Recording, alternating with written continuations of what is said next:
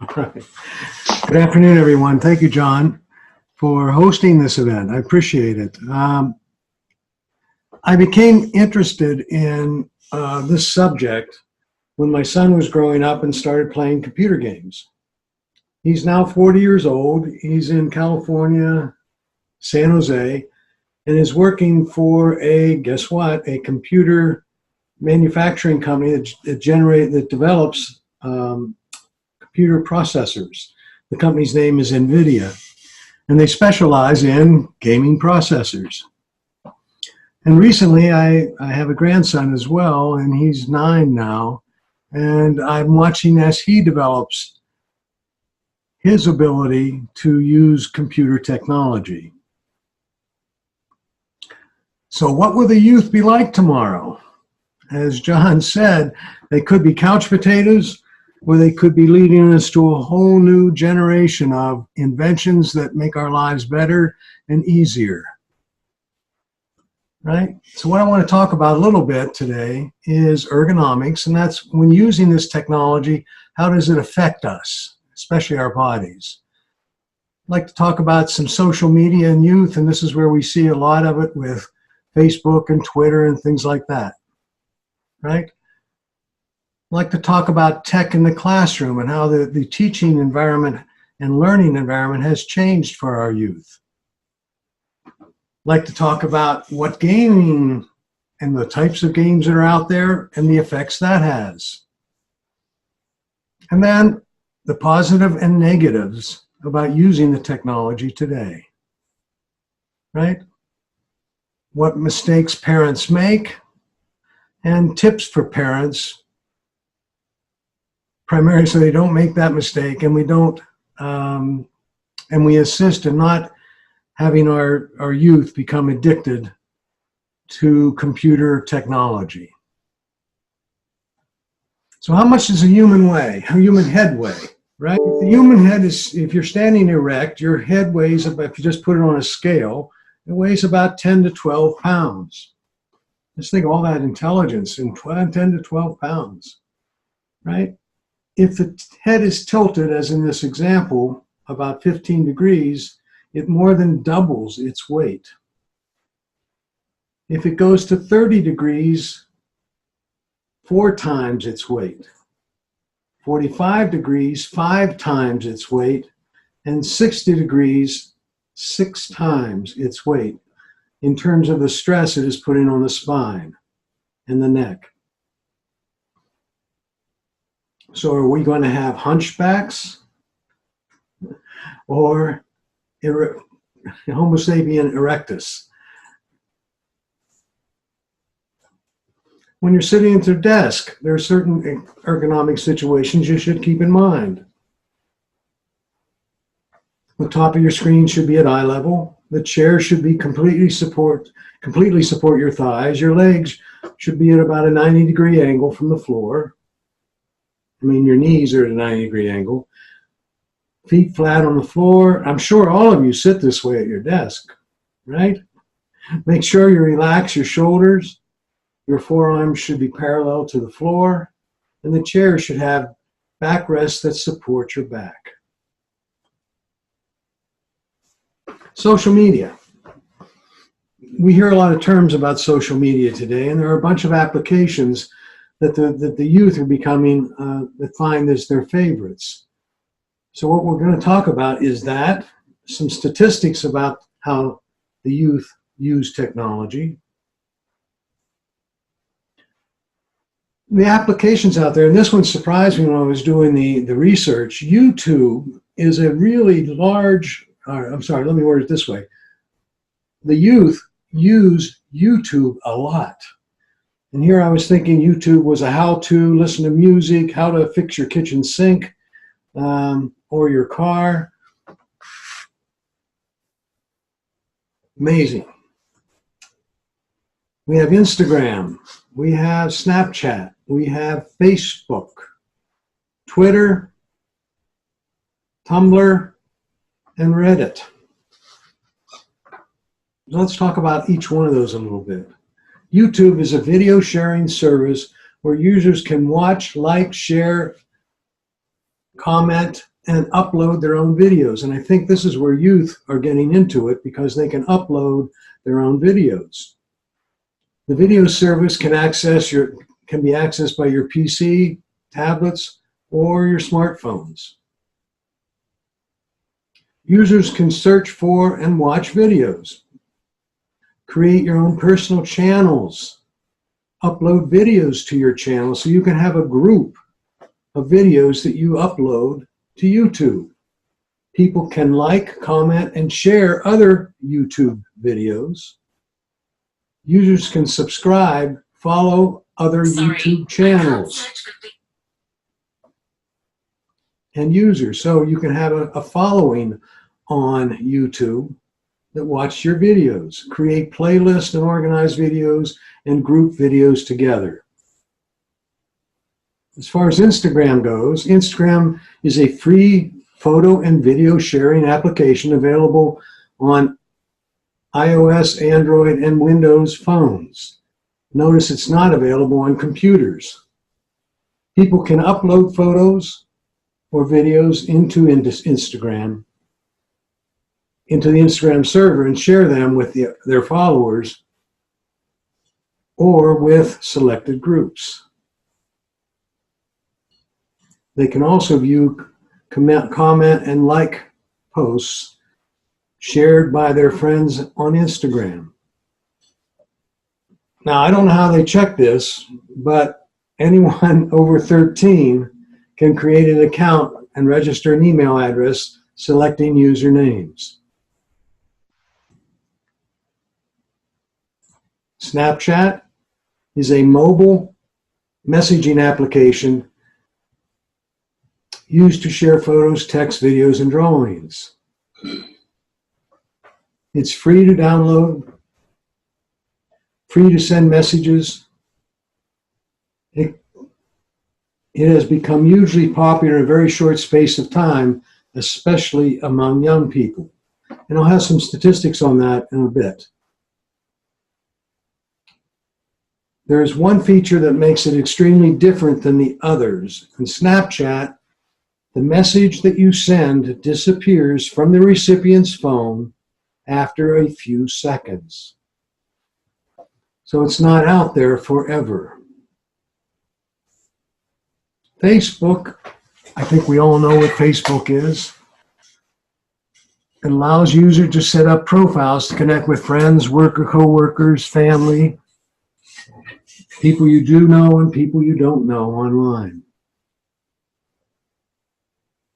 You can share your music, your videos, your articles, your opinion, what you had for breakfast. Users send friend requests to people who they may or may not know. And then when you post something, all those people receive that particular post. Notice there are more than 1 billion users of Facebook. At this point, I always say, are you a customer of Facebook or are you the product? You are the product of Facebook. They're going to gather your information and then sell it. And that's where they make their money.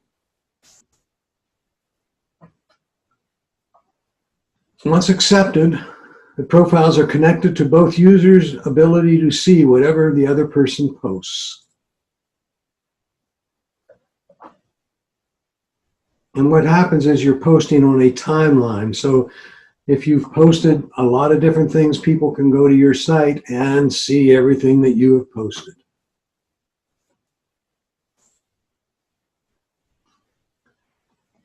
Social, Twitter. I think we're all familiar with Twitter today, based on a certain very notorious person that Twitters constantly. It's a blog, regularly updated website or web page typically run by an individual or small group that is written in an informal and conversational style. It's limited to 140 characters, and it's used by mainstream media as well as the average person. And what you do is you make available your account, and people You can request to get onto it, and anything that person posts, you see. Reddit is what is lovingly known as the front page of the internet. Now, this is one that most of us probably don't know about, right? It's a place where millions of people go every day to discuss politics, post memes, and a meme or memes is a picture with a text on it, usually.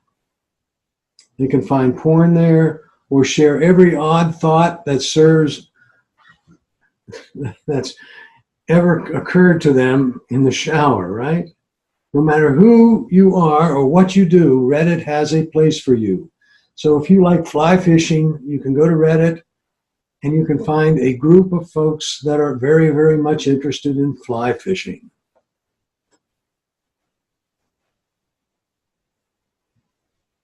Many first-timers share at the front page, start at the front page and wonder how to use it. I recommend you give it a try, see what it's like.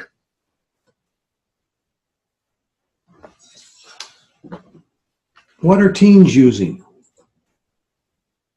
What I did was I did a lot of research, and I found the 2018 Pew Research Center survey.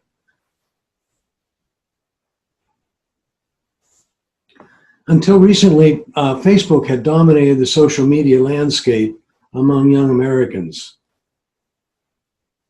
But it's no longer the most popular online platform. As you can see from this graphic, YouTube, they say they use it, Instagram, and then Snapchat, and Facebook is number 4. And YouTube, they say they use 32%, Snapchat, they 35%. So now Snapchat has become very, very much used among the majority of our youth.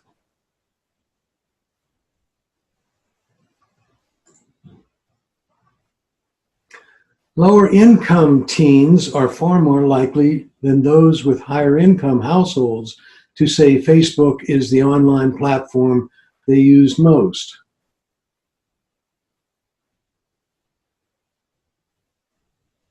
There are also some differences related to gender, which we'll cover in a minute. But you'll notice that 70% say they use Facebook if there's less than, if their household is making less than 30K. And it's 36%, or almost half of the 75K and more use Facebook the most.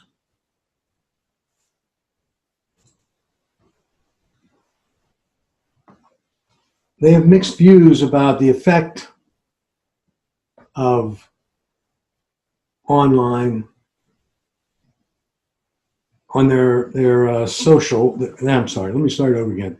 Despite the nearly ubiquitous presence of social media in their life, there's no clear consensus among teens about those platforms' ultimate impact on people of their age. 31% feel it's mostly positive, 45% neither positive or negative, and 24% feel it's negative. Of those that feel it's negative, for those who feel it's positive, the reason is it's connecting family and friends. It's easier to find news and information and meet others. On the negative side of that,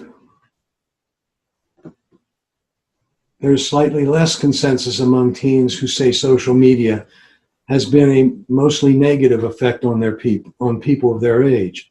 The top response, 27%, said that bullying or rumor mongering or rumor spreading had a negative effect.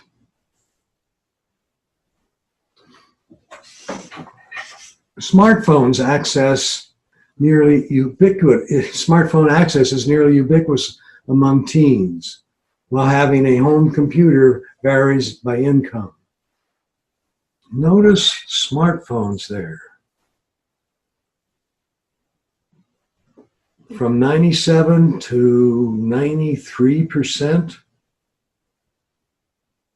No matter whether it's all U.S. teens is 95, boys and girls, girls more than boys on smartphones. About the same across the demographic of race. 4 percentage point difference depending on income level. And education level, almost exactly the same. 94 to 96%.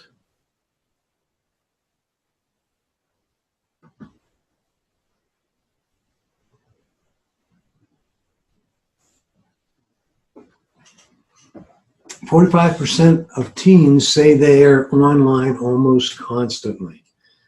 And in this chart, I wanted to make the point between 2014 and 15 and 2018.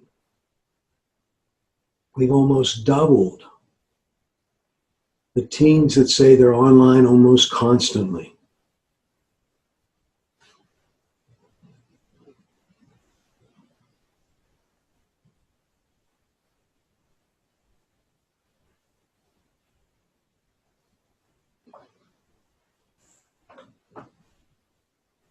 Most teen boys and girls play video games. Girls have access to it about 75% of the time, boys 92.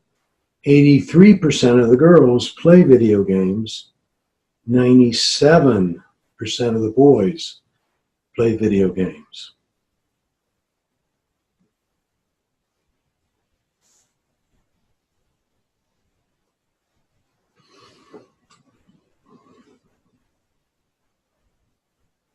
If we look at the online platform use among U.S. teens, that's which of these are they using? YouTube, Instagram, Snapchat, Facebook, Twitter, Tumblr, or Reddit. I'm going to click here and put a box around the demographic.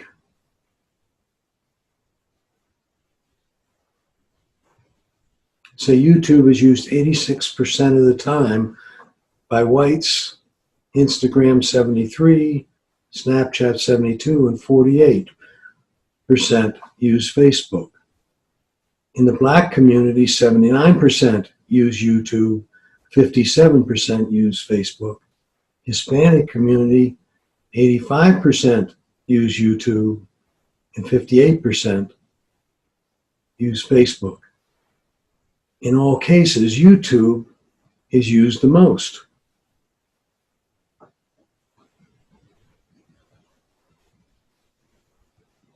What I will do is we're going to be posting this, and you can take a look at this in more detail in the posting.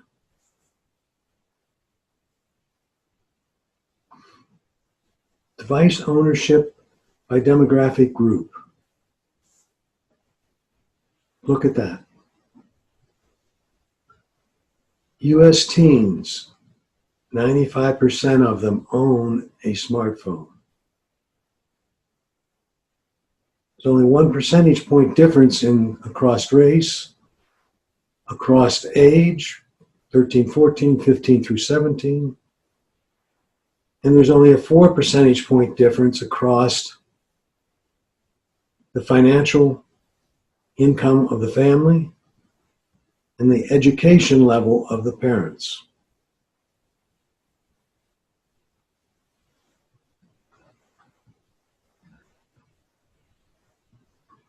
So that tells us that all youth, with rare exception, are using smartphones.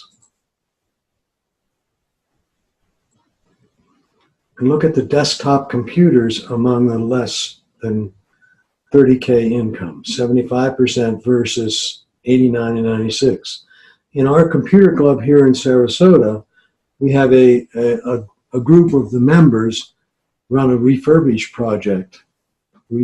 project, and they refurbish, they accept computers from around the city, and they refurbish them and redistribute them out to the community. Roughly about 90% of them go to youth, and they refurbish and distribute about 1,000 computers a year. And hopefully it's having some impact on this number, in our community at least. Now all this data was done a year ago, and I got some updated information. Facebook and Twitter are old news to young people this year. That was the headline. And you'll see that Snapchat and Instagram are the big winners, especially Instagram. Twitter and Facebook have gone down. This is the percent of U.S. teens who consider the following social media networks their favorite. So between Snapchat and Instagram, it hits 75, around 75% of the youth.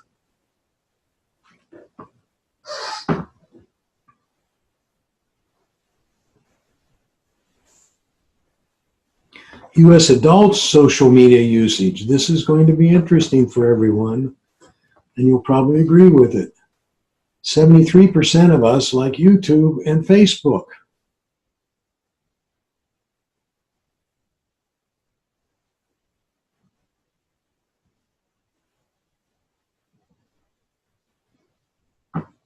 Our Facebook usage from 2012 to 2019 has gone from 54 to 69%. All those other ones are 20 or 30% or less. Most of them 25% or less. With Instagram using 27%.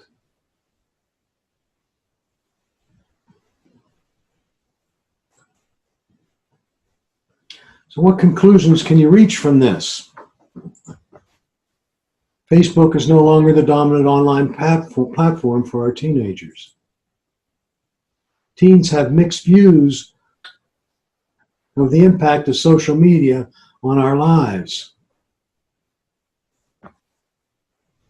The vast majority of teens have access to home computers and smartphones, with the less than 30K a year folks having less home computers than the upper income folks. A growing share of teens describe their internet usage as nearly constant, around 95%. A majority of both boys and girls play video games, but gaming is nearly universal for boys. Girls favor social media applications, and boys favor gaming. Have you noticed that the classroom has also changed today? When we have our club meetings, we meet at a school, and I actually do a forum in a classroom. That classroom has 6 tables, 5 to 6 chairs at each table. There is an Apple Surface computer for each student at that table, and there is a large share screen at that table. So each table, that's 6 large screen TVs and 36 Surface computers. And of course, the teacher has a smart board that can connect them all together. So how are they used? Well, there's some benefits of technology in the classroom. When the student arrives with the number of kids using these devices, they already know how to use them. Technology allows students to have a meaningful learning experience.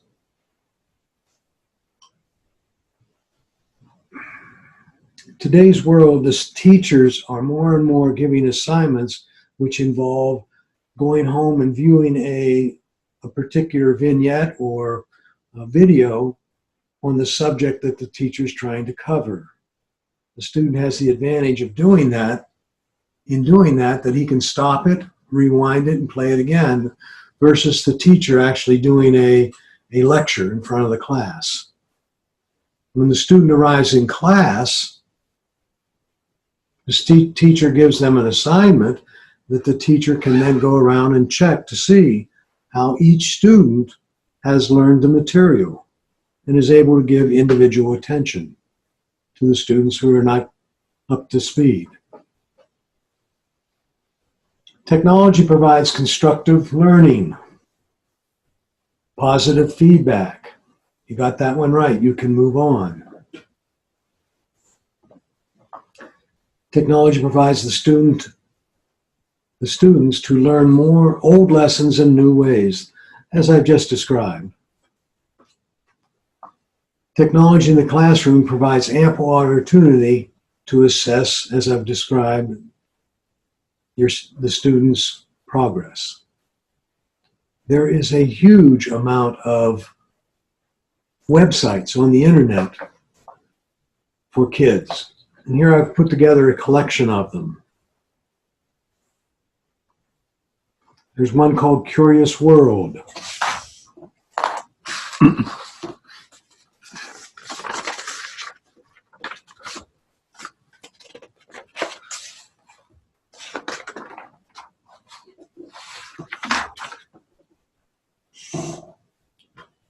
PBS Kids,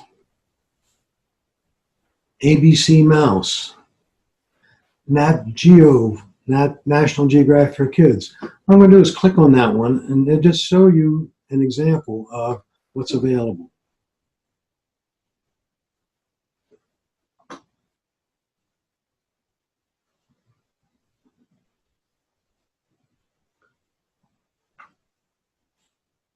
Looks like it's taking a minute to come up. There we go.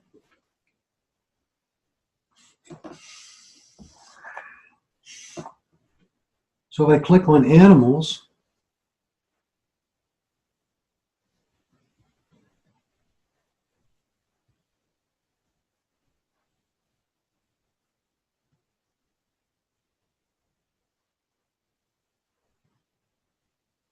and I can go learn about orcas.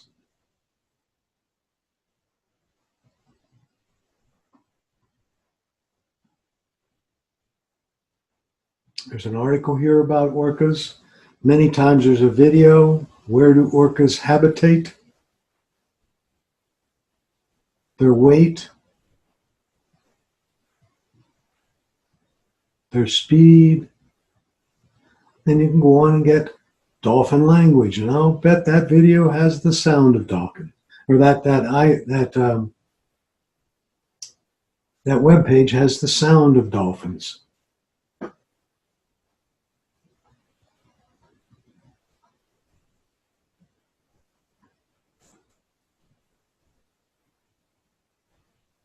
And there's a video.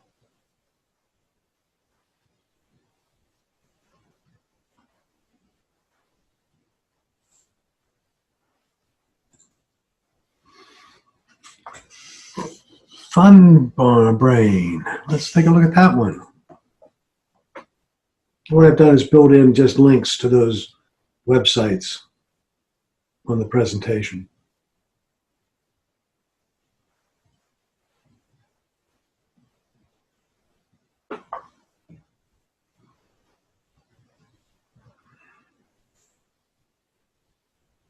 So here we have a coral reef.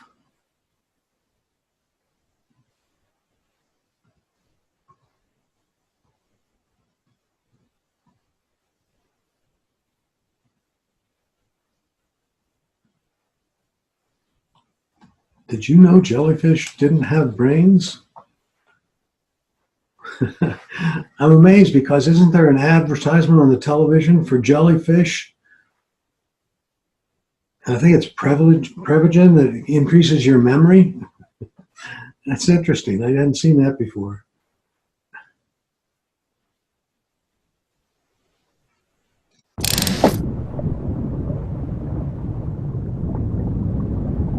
So I take it. We have a cleaner fish. I'm going to go to cleaner fish here.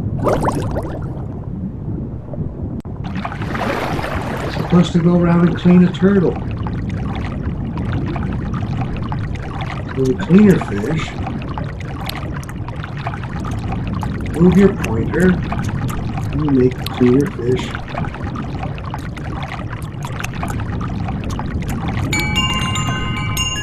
Get the idea?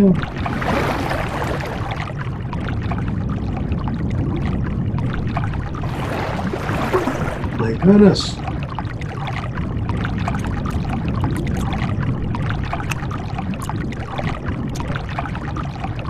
We're making it somewhat like a game. Oh, got his teeth.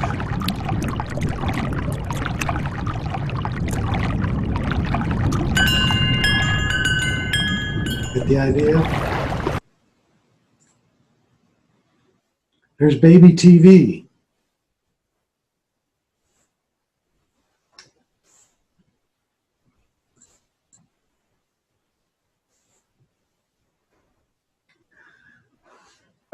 "26 great educational sites, starting with Scholastic Kids,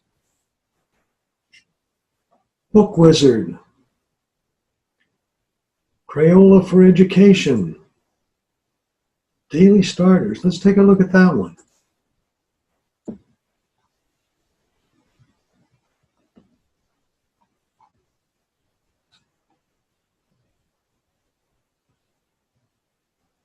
Again, it sometimes takes a while to come up.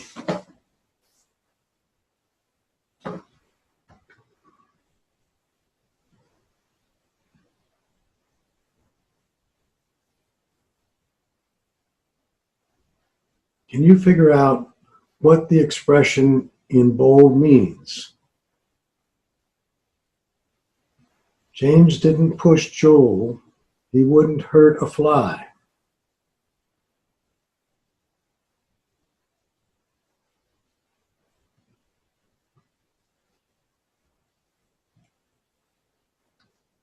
And the child would be learning, Daily Starter, about the different uses of the word fly.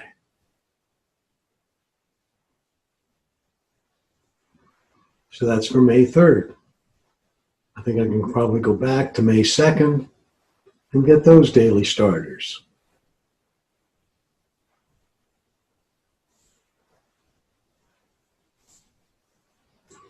And the list goes on.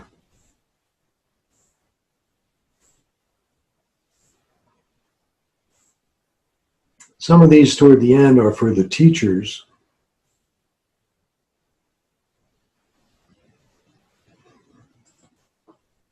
There's one here called Khan Academy. I don't know if many of you have heard of Khan Academy. Guy with the last name of Khan had some nephews. They were in the Baltimore area, and he was in New York, I think, working. And he, the nephews called him and said, "We need some help with math."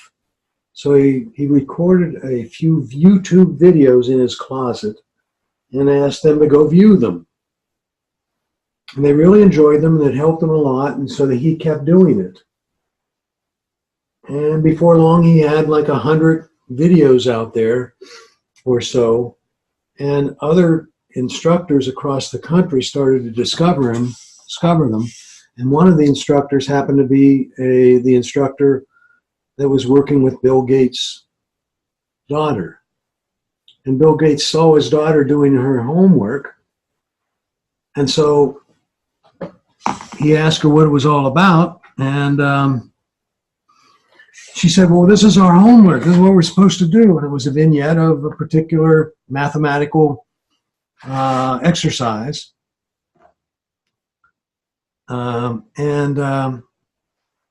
Long story short, he called up Khan, invited him, sent his plane out, and invited him out, and offered Khan $1 million to start up a company called Khan Academy. And I'm going to click on it now and show you some of the features of Khan Academy.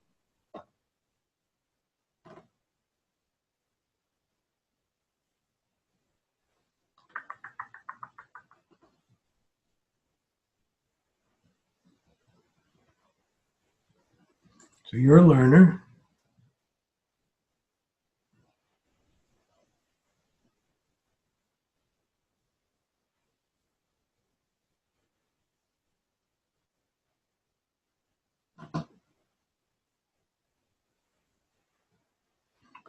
Oh, what am I going to tell them? My age is... Oh, wait a minute. Let's... I'm just going over here to courses. And let's pick third grade. We'll pick multiplication, introduction to multiplication.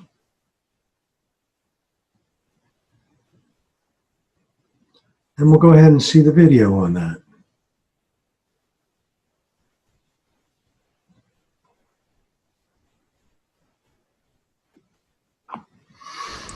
I have these 3 star patches, I guess you could call them, right over here. And so I could say if I had one group of 3 star patches, how many star patches do I have?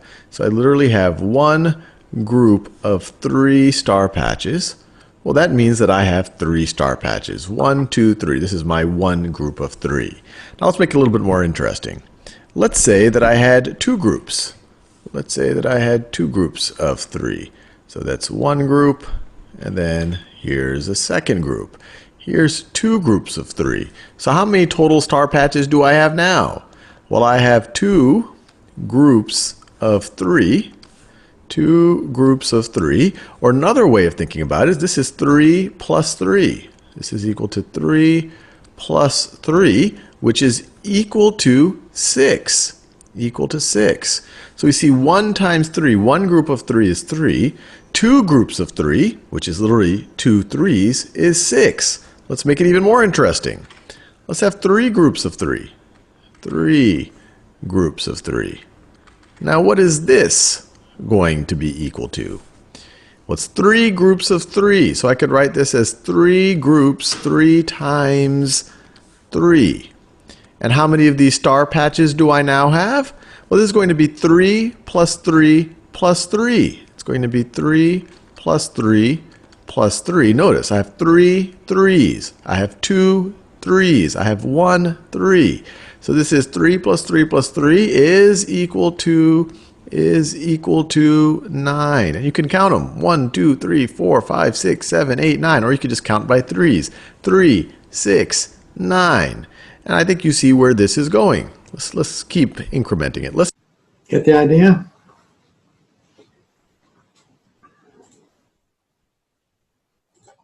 And there are some great educational sites, right?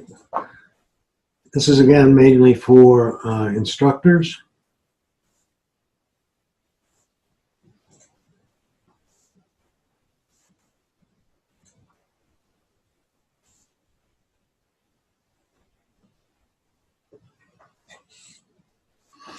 There's also online universities out there now, right?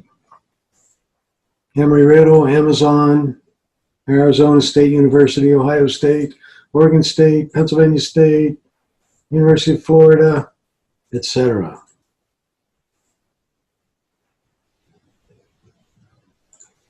And now we get to computer gaming, right? Computer games, right? They provide entertainment and fun for our youth and ourselves, improves hand-eye coordination, improves problem-solving skills. Each game has its own strategy, action, fantasy that make each game unique and in a lot of cases addictive. There are different categories of games. There's card games, board games, puzzle games, maze games. I think we all remember Pac-Man.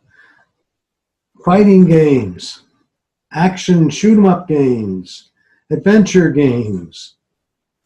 And the ones the kids are getting into now are called role-playing games where they're a particular character, or massive multiplayer online where you're a member of a team taking on another team and the players are all around the United States or all around the world. There's strategic games like Stress and Warcraft. Sports, football, soccer, and simulation like SimCity, where you actually start from scratch and build a city, or you learn to fly an airplane. The positives and negatives of all this are your physical health, social health, and mental health. Physical health, there's positive effects. Many of the games involve exercise and socializing with others and improving eye-hand coordination. But the negative effects could be obesity, otherwise known as couch potato, lack of proper nutrition, muscle and joint pain, poor posture, sleep deprivation. These games are available 24/7. Strained vision and hearing loss. Even have heart problems. On the positive side of social health is socialization, developing friends. There are a lot of group games out there where you actually get in a group and you play the games together. Negative side is just the opposite, loss of real friends, socialization. You don't need to get together to play a group game. They can be anywhere in the world. Being bullied online with social applications. And, of course, predators. It's one we haven't talked about much, and it's a warning we make sure we have to give our kids. Mental health-wise, right?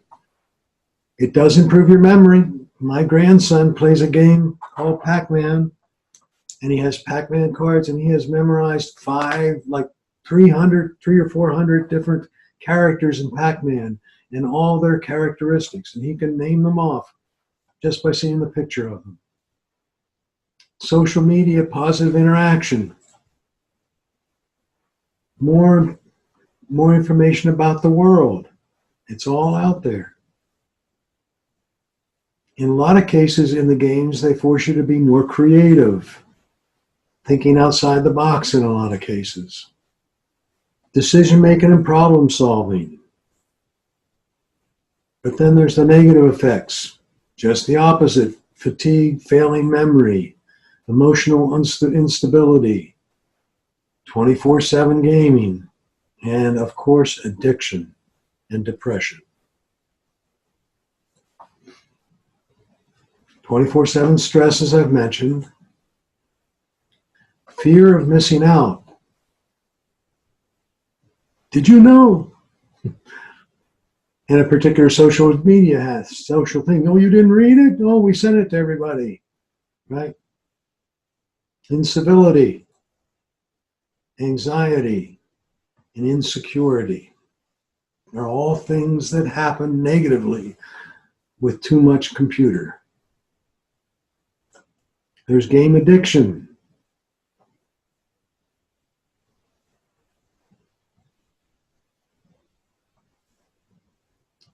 Game addiction hasn't been a modern day psychology disorder that experts will tell WebMD is becoming more and more popular.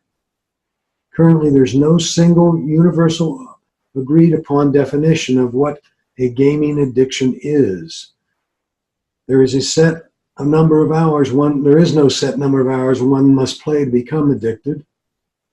Video game addiction refers to the excessive play which results in some negative things like negative emotional, social, relational, educational, or career consequences.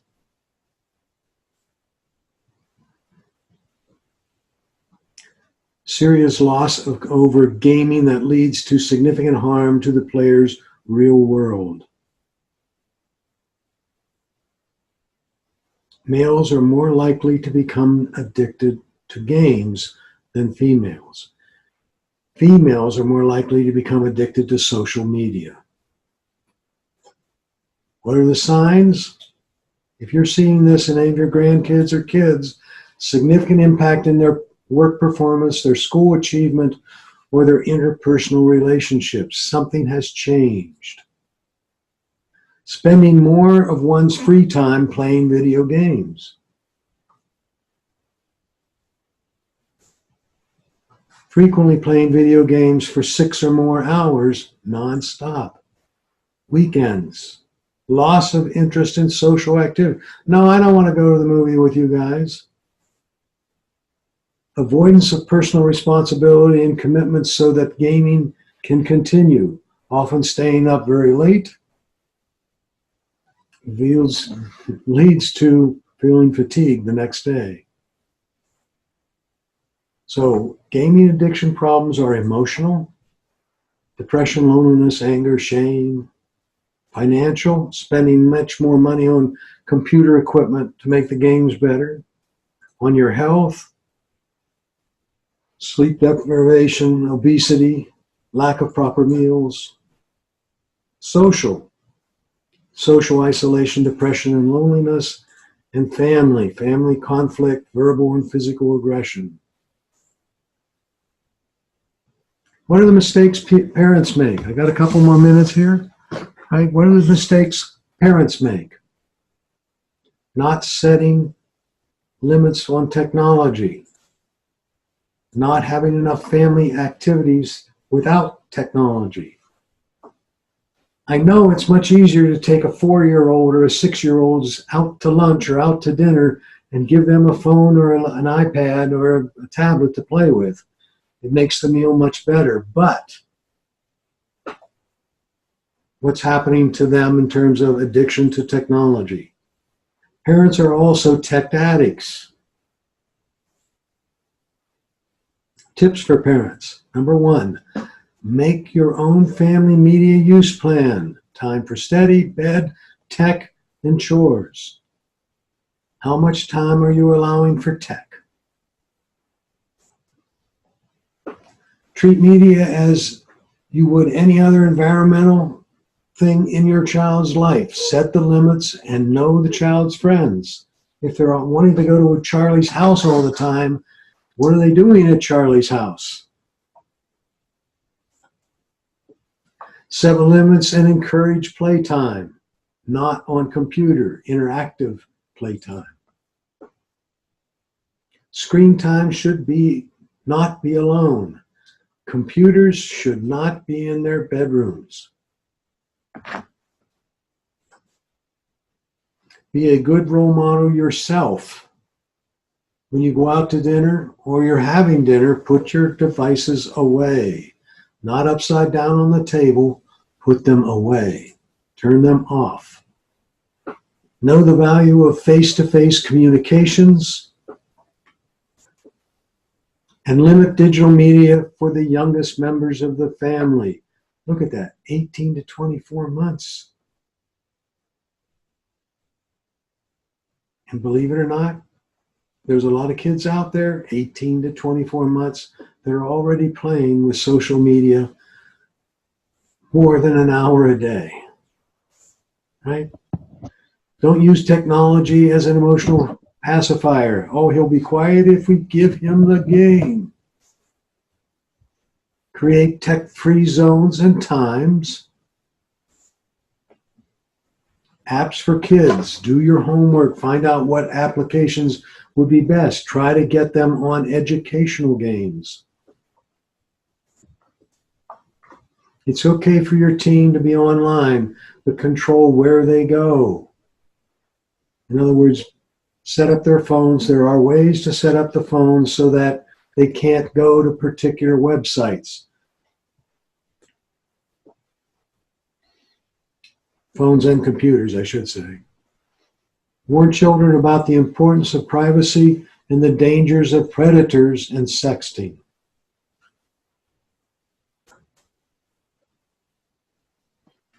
And remember, kids will be kids. They're going to try to get away with it. Stop tech addiction before it starts. So with that, does anyone have any questions? Well, I think we've kind of gone right past the limit, but one question I'll let you finish up on is, does Net Nanny really work? Well, the problem with Net Nanny or any of them is the kids get the passwords and they're able to bypass them if you give them the passwords. Right, that's the second part of the question, or do kids find ways around it? Exactly. And they do.